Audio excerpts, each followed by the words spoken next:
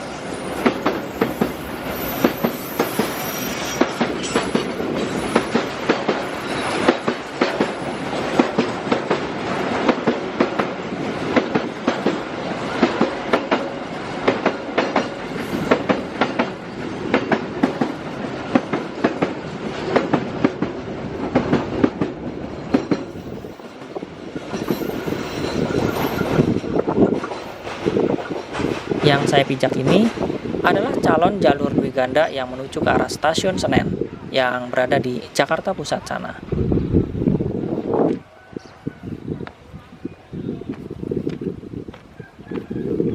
Ternyata bukan jalur kereta yang mengarah ke Manggarai saja yang dibuat double track, namun jalur kereta api yang mengarah ke stasiun Senen dari Jatinegara ini juga akan dibuat jalur double track atau jalur Dwi Ganda. Namun sangat disayangkan, jalur yang mengarah ke stasiun Senen dari Jatinegara ini memakan lahan Dipo Lokomotif Jatinegara yang berada di depan sana. Sehingga akhirnya Dipo Lokomotif Legend yang dibangun pada zaman Hindia Belanda harus dikorbankan demi pembangunan jalur Dwi Ganda ini. Dipo Lokomotif Jatinegara selain dikenal sebagai dipo terbesar di Jakarta, juga dikenal sebagai dipo yang ramah dengan para pecinta kereta api atau yang sering disebut railfan dari generasi ke generasi. Sensasi yang diberikan ketika naik kereta api memberikan keistimewaan tersendiri. Kereta api dapat melintasi berbagai tempat yang mungkin tidak bisa dilewati oleh kendaraan lainnya, seperti padatnya pemukiman, pegunungan, sawah, ladang, terowongan sampai melewati ngarai yang berkabut.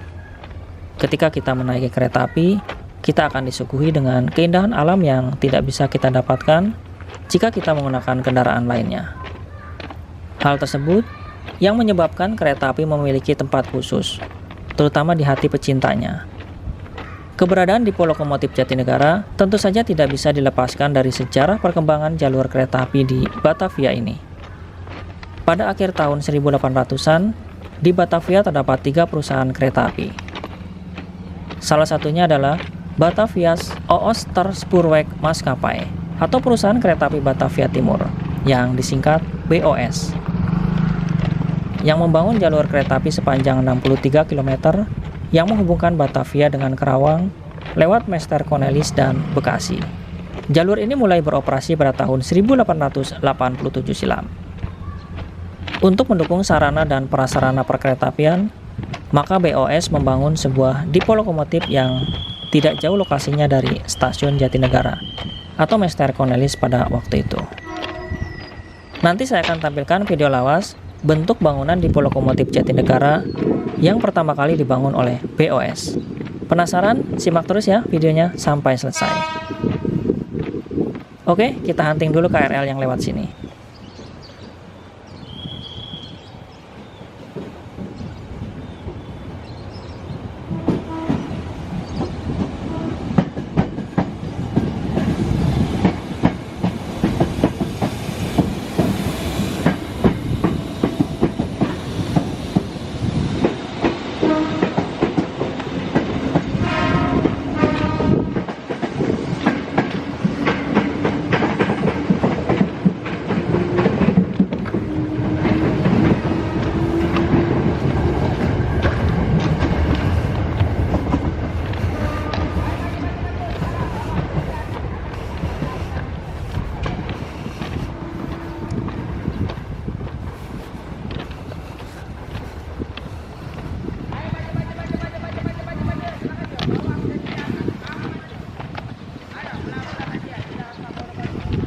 Dari kejauhan sudah mulai terlihat bangunan Depo Lokomotif Jatinegara yang tinggi dan besar peninggalan SS sedang dalam proses pembongkaran.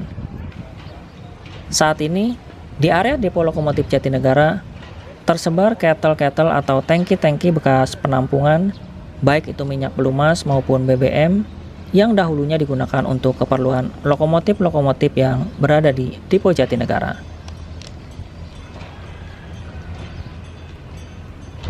Inilah sisa kemegahan Depo Lokomotif Jatinegara yang pernah menjadi kebanggaan kota Jakarta, yang dalam waktu dekat ini akan rata dengan tanah.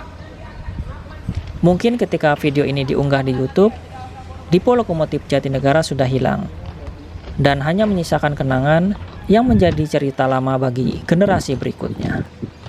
Sangat disayangkan sekali, di penghujung tahun 2020 ini, keberadaan Depo Jatinegara harus berakhir. Setelah operasional Depo dipindahkan seluruhnya ke Depo Cipinang, maka Depo Jatinegara ini resmi ditutup.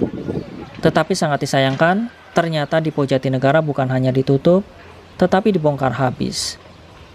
Bangunan Depo Lokomotif Jatinegara yang berperan bukan hanya dalam sejarah perkeretaapian di Indonesia, tetapi juga bagi sejarah Republik ini. Harus mengalah terhadap proyek jalur Dwi Ganda yang menggusur habis seluruh bangunan Depo yang megah ini. Bahkan turntable buatan tahun 1913 yang menjadi saksi pasang surutnya perkeretaapian di Indonesia juga harus disingkirkan. Turntable ikonik yang menjadi maskot kemegahan Depo Lokomotif Jatinegara akhirnya hilang tak berbekas. Ironisnya, dahulu seluruh komplek Depo Jatinegara pernah ditetapkan sebagai bangunan cagar budaya oleh PT Kereta Api itu sendiri, melalui Pusat Pelestarian Benda dan Bangunan. Entah mengapa demikian, hanya internal PT Kereta Api lah yang mengetahuinya.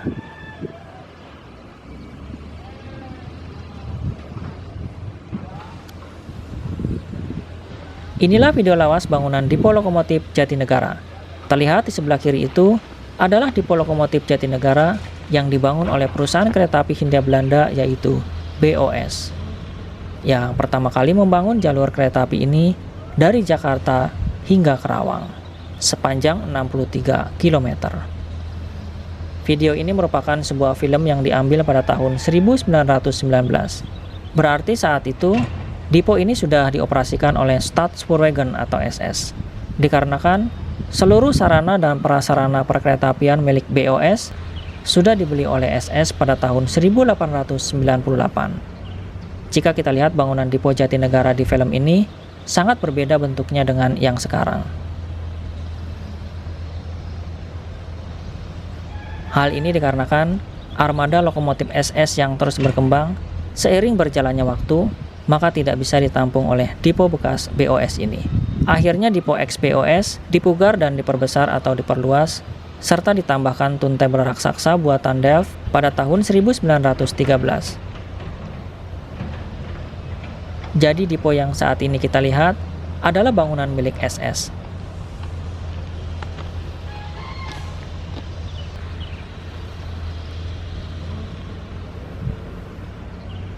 Sedangkan yang di film lawas adalah depo milik BOS. Peran Mester Cornelis sebagai depo lokomotif milik SS di Batavia bertahan sampai berakhirnya Perang Dunia Kedua, saat namanya diganti dengan Depo Lokomotif Jatinegara. Setelah kemerdekaan Republik Indonesia, Depo Lokomotif Jatinegara juga pernah mempersiapkan lokomotif C2849 buatan Hensel Jerman untuk menarik rangkaian KLB yang digunakan untuk perjalanan khusus Presiden pertama kita, yaitu Bapak Soekarno, beserta para pejabat Republik Indonesia ke Yogyakarta.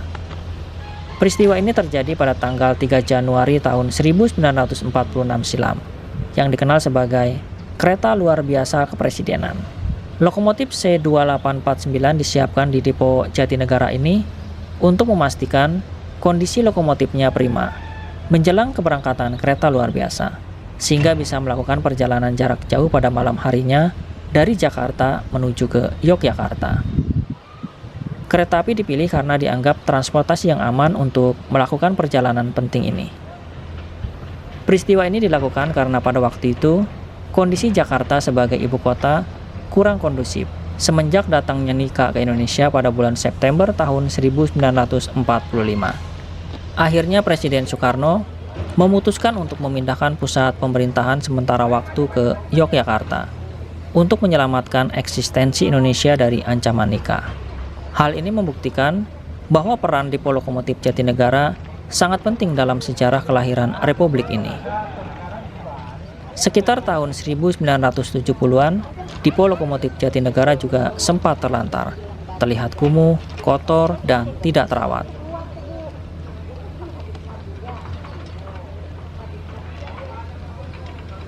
Namun seiring berjalannya waktu, PJKA melakukan perbaikan Dipo Lokomotif Jatinegara. Setelah armadanya diperbaharui dari lokomotif uap menjadi lokomotif diesel. Akhirnya Dipo Lokomotif Jatinegara kembali mendapatkan statusnya sebagai dipo utama di Jakarta ini. Dari era PJKA sampai dengan era PT KAI dan berakhir pada tahun 2020 ini. Setelah kehadiran Dipo Lokomotif baru, yaitu Dipo Lokomotif Cipinang yang menggantikan Dipo Lokomotif Jatinegara. Kini stasiun Jatinegara tidak mempunyai dipo lokomotif lagi. Dipo Lokomotif Jatinegara adalah salah satu dipo lokomotif tersibuk. Selain harus mengurus lokomotif sendiri, Dipo Jatinegara juga harus mengurus lokomotif tamu milik dipo lain. Letak Dipo Lokomotif Jatinegara berada di Jalan Pisangan Baru Raya, nomor 1 Jatinegara, Jakarta Timur.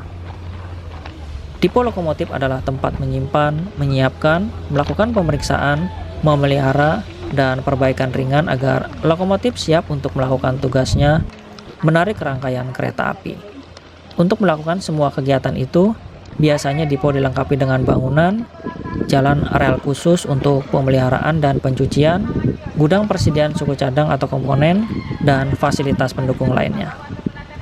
Semasa aktifnya, Dipo Lokomotif Jatinegara terbuka untuk berbagai kegiatan para railfan, mulai dari melihat proses pengisian bahan bakar ke lokomotif, ikut memutar lokomotif di turntable peninggalan Belanda yang usianya sudah ratusan tahun, mencuci lokomotif bersama, seminar tentang perkeretaapian, dan masih banyak lagi kegiatan lainnya yang dilakukan di depo kesayangan para railfan ini.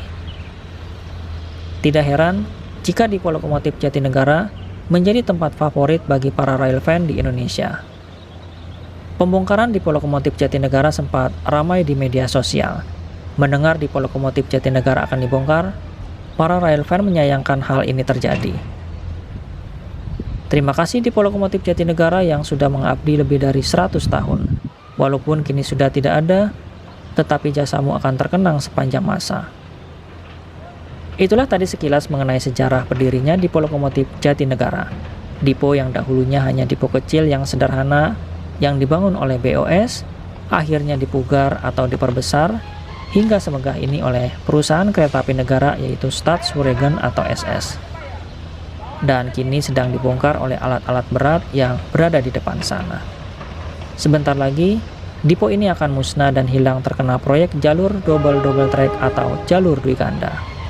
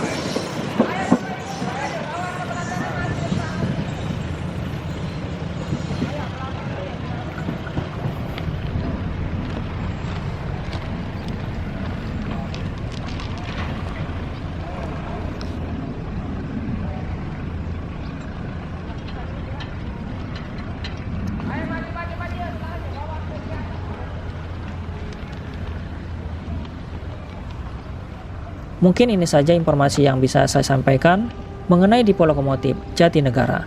Apabila ada kesalahan, mohon dikoreksi di kolom komentar. Terima kasih yang sudah menonton video ini dari awal hingga akhir. Semoga informasi ini bermanfaat untuk menambah pengetahuan kita tentang sejarah perkeretaapian di Indonesia. Jangan lupa tinggalkan jejak kalian di kolom komentar. Jika video ini bermanfaat, boleh kalian share. Sampai jumpa di video selanjutnya. Wassalamualaikum warahmatullahi wabarakatuh.